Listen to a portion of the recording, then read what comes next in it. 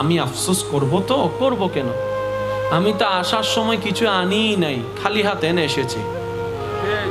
আমি আসার সময় কিছু তো আনি নাই, তো আমি হারাবো তো হারাবো কি? যা পেয়েছি সব দুনিয়ায় পেয়েছি, আল্লাহ তাআলা দান করেছেন। যা হারিয়েছি দুনিয়ায় হারিয়েছি, সুতরাং আমার হলেন আমি টেনশন করতাম। আরে আমি বান্দার চোখ বলে, পেট বলো, হাত বলো, পা বলো, চেহারা বলো, চুল বলো, একটাও তো আমার নয়, সব তো আমার রবের দেওয়া।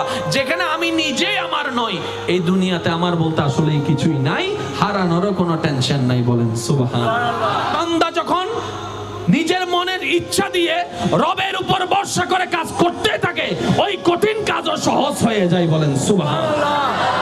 একজন মানুষ সর্বদা আল্লাহর উপর ভরসা রাখতো। সে বলতো, আমার কেউ নাই, কিন্তু আমার রব আছে। সুবহানাল্লাহ। জীবনের পরিক্রমায় একটা বিপদে পড়ে একজনের